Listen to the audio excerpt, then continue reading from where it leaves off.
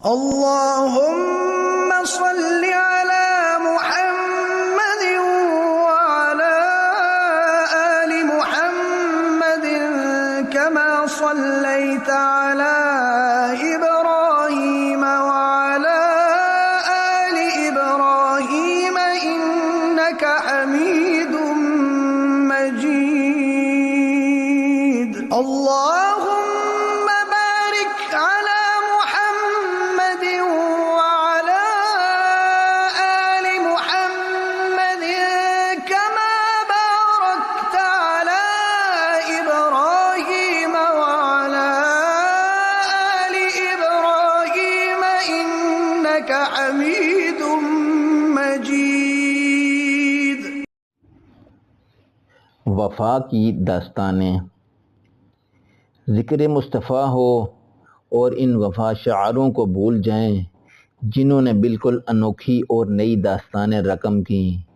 بھلا تاریخ نے ایسے انسان کب دیکھے تھے کہ دین حق اور رسول برحق کی پناہ میں آ جانے والوں نے یہ ظلم برداشت کیے. تاریخ نے تو یہ بھی دیکھا کہ یار غار حضرت ابوبکر صدیق رضی اللہ تعالی عنہ نے حضور صلی اللہ علیہ وآلہ وسلم کو بچاتے ہوئے اتنی مار کھائی کہ بے ہوش ہو گئے، اور جب دوبارہ ہوش میں آئے تو اپنی چوٹوں اور اپنے درد کی پرواہ نہیں. ان کا ایک ہی سوال تھا کہ حضور کیسے ہیں، اور جب تک خود اپنی نظروں سے حضور کو نہیں دیکھ لیا تسلی نہیں ہوئی. کفار و مشرکین سمجھتے تھے کہ ایسے لوگوں کا مذہب کیسے قبول کیا جا سکتا ہے جن کی معاشرے میں کوئی قدر و قیمت ہی نہیں، اور پھر ان کے معبودوں کو برا بھلا کہا جا رہا ہے. یہ بات ان کی برداشت سے باہر تھی. در حقیقت یہ ان کی انا پر ضرب کاری تھی. لہذا انہوں نے ایک فیصلہ کیا، اور پھر اس فیصلے کے تحت وہ کون سا حربہ، کون سا ظلم، کون سا جبر اور کون سا تشدد تھا جو شمع رسالت کے پروانوں پر نہیں آزمایا گیا. قربان جائیے ان سراپا و وفا شاخ رسول اللہ کے جنہوں نے اف تک نہیں کی، دل کی روشنی کو ذرا ہلکا سا نہیں ہونے دیا، بلکہ اپنے نصب العین پر شدت کے ساتھ ڈٹ گئے. اس لیے تو باری تعالیٰ نے فرمایا کہ کیا اللہ تعالیٰ کے علم میں اس کے شکر گزار بندے نہیں ہیں؟ اللہ کے ان بندوں کو زد و کوب کرنے کی انتہا کر دی گئی. کھانے کو کچھ دیا جاتا اور نہ پینے کو. لوہے کی زنجیریں پہنائیں، صحرا کی تپتی ریت پر لٹا کر سینے پر پتھر رکھ دیے جاتے، لیکن ان کے استقلال میں کوئی لغزش نہیں آئی. بعثت کے بعد سب سے پہلے 7 عالی مرتبت ہستیوں نے اپنا اسلام ظاہر کیا. حضور پاک صلی اللہ علیہ وسلم کی حفاظت کا انتظام تو اللہ تعالیٰ نے قوم کے سردار اور آپ کے چچا ابو طالب کے ذریعے کر دیا تھا. حضرت ابو بکر کا قبیلہ بھی موجود تھا. باقی میں حضرت عمار، ان کے والد، ان کی والدہ محترمہ حضرت سمیہ، حضرت بلال، حضرت صہیب اور حضرت مقداد نشانہ ستم بنے. جبکہ حضرت سمیہ کو اعزاز حاصل ہے کہ انہوں نے اسلام کی سب سے پہلے شہید کا رتبہ حاصل کیا. لیکن یہی نہیں، کتنے دوسرے مسلمان تھے جو اس امتحان کی بٹی سے کندن بنے. سیدہ سمیہ حضرت یاسر کی اہلیہ تھیں، جبکہ ان کے 2 بیٹے حضرت عمار اور حضرت عبداللہ تھے. سیدہ سمیہ ابو حذیفہ کی لونڈی تھی. محروم طبقے کے یہ لوگ مشرکین کے دین کے مقابلے میں آ جائیں، انہیں یہ کیسے قبول تھا؟ لہذا مشرک ان پر پل پڑے. خود حضور صلی اللہ علیہ وآلہ وسلم جب حضرت عمار اور ان کے والدین پر ظلم و ستم کو دیکھتے تو فرماتے، آل یاسر صبر کا دامن تھاما رہو، ہم تمہارے ساتھ جنت کا وعدہ کرتے ہیں. حضرت عمار کے بارے میں روایت ہے کہ مشرکین انہیں آگ کے ساتھ جلاتے تھے، مگر حضور کے حکم کے مطابق آگ ٹھنڈی ہو گئی اور آخر ایک دن وہ ظالم حضرت عمار سے کلمہ کفر کلوانے میں کامیاب ہو گئے. جس کے بعد آپ پریشان حال حضور کے پاس آئے اور انہیں سب کچھ بتا دیا۔ نبی کریم صلی اللہ علیہ وآلہ وسلم کے استفسار پر انہوں نے کہا کہ میرا دل بدستور اللہ کی وحدانیت کا قائل ہے اور بتوں کو باطل سمجھتا ہوں، لہذا آپ نے فرمایا اپنی جان بچانے کے لیے انسان کو ایسا کرنے کی اجازت ہے۔ حضور صلی اللہ علیہ وآلہ وسلم نے انہیں نوید سنائی کہ تمہارا ایمان برقرار ہے۔ سورہ نمل کی یہ آیت کریمہ بھی اسی موقع پر اتری۔ جس شخص نے ایمان لانے کے بعد جبر و کرہ کی حالت میں منہ سے کفریہ کلمہ نکالا مگر اس کا دل ایمان پر مطمئن ہے تو اس پر کوئی مواخذہ نہیں۔ حضرت عمار کے کردار کی عظمت کا اندازہ اس سے ہو سکتا ہے کہ حضور صلی اللہ علیہ وآلہ وسلم نے ان کی سیرت سے رہنمائی حاصل کرنے کی ہدایت کی۔ اس طرح کا حال ان کی والدہ ماجدہ سیدہ سمیہ کا تھا، جو انتہائی بہادر، نڈر اور دلیر خاتون تھی۔ کفار نے ان پر ہر ظلم آزما لیا مگر ان کے ایمان میں ذرا سی بھی لغزش نہیں آئی۔ انہوں نے نور ایمان کو چھوڑنے سے انکار کر دیا اور جان آفرین کے حوالے کر دی۔ ابو جہل کس قدر سفاک اور شقی القلب تھا، اس کا اندازہ حضرت سمیہ کی شہادت سے ہوتا ہے۔ ابو جہل حضرت سمیہ کے پاس آ کھڑا ہوا اور لات و عزیٰ کو معبود کے طور پر قبول کرنے کی بات کی۔ زنجیروں میں جکڑی ہوئی اس عظیم خاتون نے پورے جوش سے کہا، میں لعنت بھیجتی ہوں تمہارے معبودوں پر۔ ابو جہل غصے میں بپھر گیا اور اس نے نیزہ اٹھایا اور آپ کو شہید کر دیا۔ انہیں جس طرح شہید کیا گیا میں اپنے قلم کو اس کے بیان سے قاصر پاتا ہوں۔ پھر سیدہ سمیہ کو یہ اعزاز حاصل ہو گیا کہ وہ شہیدان وفا کے قافلے کی سالار بن گئیں۔ ابو جہل نے یہیں پر بس نہیں کیا، جناب یاسر اور عبداللہ کو بھی اسی راہ پر روانہ کر دیا جس پر حضرت سمیہ چلی گئی تھیں۔ اب ستم سہنے کے لیے حضرت عمار اپنے خاندان کے واحد فرد تھے۔ یہی وہ موقع تھا جب مشرکین آپ سے کلمہ کفر کہلوانے میں کامیاب ہوئے۔ حضرت بلال سے کون سا مسلمان واقف نہیں، وہ رباح کے بیٹے تھے۔ ظلم کے مقابلے میں انہوں نے جس صبر، استقامت اور برداشت کا مظاہرہ کیا، اس پر زمانہ عش عش کر اٹھا۔ حبشی النسل حضرت بلال امیہ بن خلف کے غلام تھے۔ امیہ کی فرعونیت سے سب آگاہ تھے۔ اس نے آپ کی ذات کو ظلم و ستم کی تجربہ گاہ بنا لیا۔ قربان جائیے کہ ہر نئے ستم پر ان کے منہ سے ایک ہی آواز بلند ہوتی اور وہ آواز تھی احد احد۔ ہر سزا دے کر بھی وہ وفا کے اس پتلے سے اپنے مطلب کا کلمہ نہ کہلوا سکے۔ اب انہوں نے حضرت بلال کے گلے میں رسی ڈالی اور انہیں بچوں کے سپرد کر دیا۔ بچے مکہ کی گلی کوچیوں میں گھسیٹتے رہتے مگر انہیں تو احد احد کی پکار کے سوا گویا کچھ یاد ہی نہ تھا۔ آخرکار حضرت ابوبکر صدیق رضی اللہ تعالی عنہ نے حضرت بلال کو امیہ کی صفاکی سے نجات دلائی۔ ان کے بدلے 2 مضبوط و توانا غلام دیے اور حضرت بلال کو آزاد کرا دیا۔ حضرت شعیب رشد و ہدایت کا دروازہ کھلتے ہی اس میں داخل ہو گئے۔ باپ رحلہ کا حاکم تھا اور کم سن ہی تھے کہ رومیوں نے حملہ کر دیا۔ دوسرے اہل قبیلہ کے ساتھ گرفتار ہوئے اور غلاموں کی منڈی میں بکنے آ گئے۔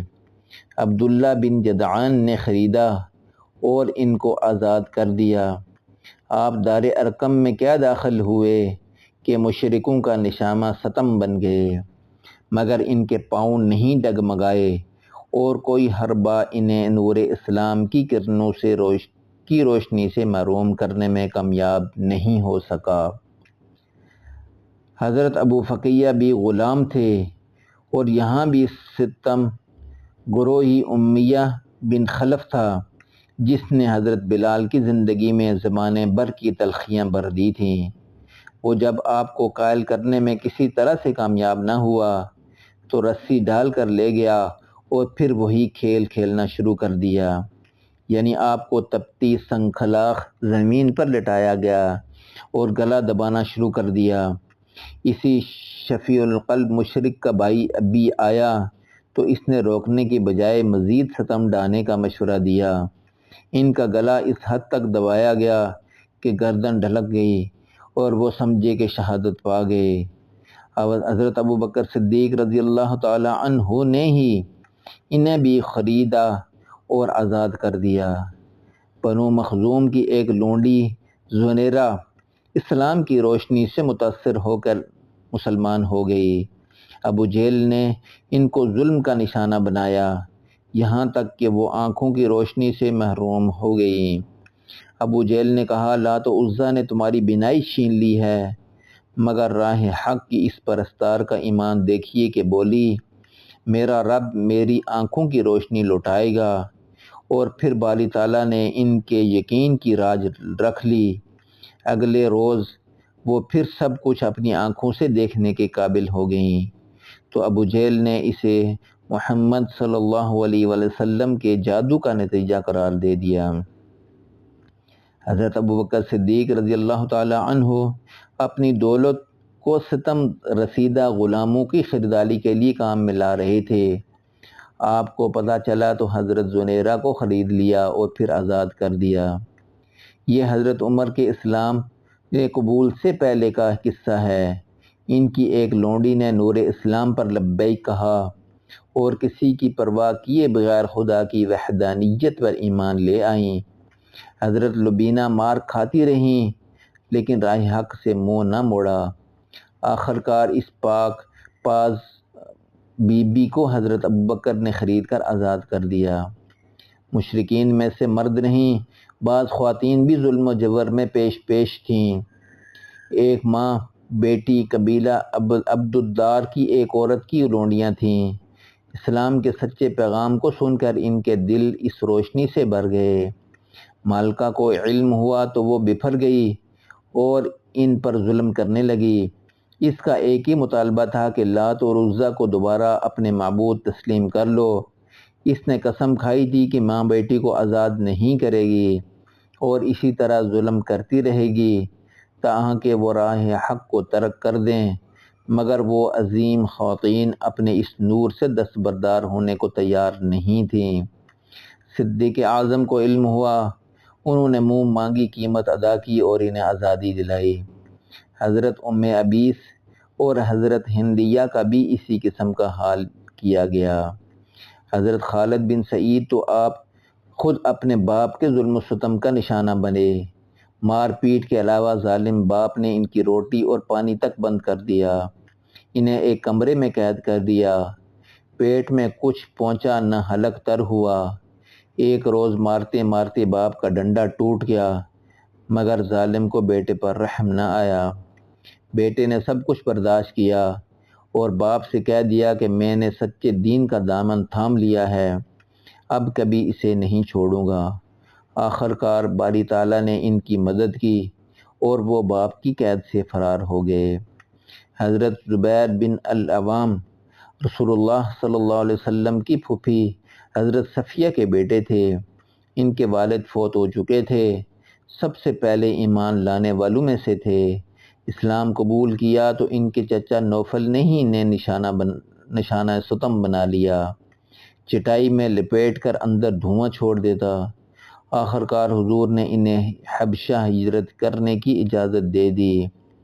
آپ حضرت ابوبکر کے داماد اور معروف صحابیہ حضرت اسماء کے شوہر تھے۔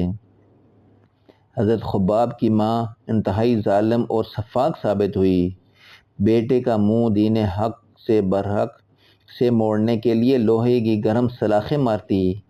ایک بار تو انہیں دہکتے کولوں پر لٹایا گیا، مگر بیٹے نے جھوٹے معبودوں کو تسلیم کرنے سے انکار کر دیا۔ حضور نے ان کے حق میں دعا فرمائی تو اللہ کا کرنا یہ ہوا کہ آپ کی والدہ دماغی بیماری میں مبتلا ہو گئیں اور حکیموں کی تجویز کے مطابق وہی سلاخیں گرم کر کے اس کے سر پر ماری جاتی رہیں۔ تاریخ اسلام کے بالکل ابتدائی دور میں یہی نہیں، ایسی بہت سی مثالیں موجود ہیں کہ ان پر ایک ذہین کتاب لکھی جا سکتی ہے۔ سب جنہوں نے ظلم سہے ایسے پاک اور وفا کے پتلے تھے کہ کوئی لالچ یا تحریص ان کے پاؤں نہیں ڈگمگا سکتی تھی۔ کفار مکہ نے حق کے متوالوں کا منہ پھیرنے کے لیے طرح طرح کی سزائیں متعارف کرائیں۔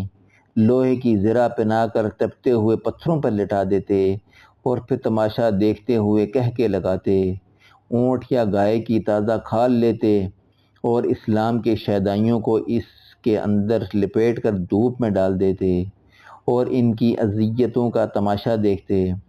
حضرت عثمان جیسے صاحب حیثیت شخص تک کو نہیں بخشا۔ آپ کا چچا آپ کو رسی سے باندھ لیتا اور مار پیٹ شروع کر دیتا۔ ایک یورپی مصنف لکھتا ہے، محمد صلی اللہ علیہ وآلہ وسلم کے پیروکاروں میں وہ دینی نشہ پیدا ہو گیا تھا جسے حضرت عیسیٰ کے ابتدائی پیروکاروں میں تلاش نہیں کیا جا سکتا۔ جب حضرت عیسیٰ کو سولی پر چڑھا دیا گیا تو ان کے ماننے والے بھاگ گئے، دین کا جو نشہ ان پر چڑھا ہوا تھا وہ اتر گیا۔ اس کے برعکس محمد صلی اللہ علیہ وآلہ وسلم کے پیروکار آپ کے ساتھ اور ارد گرد رہے اور آپ کو دشمن پر غالب کرنے کے لیے اپنی جانوں کی پرواہ تک نہیں کی۔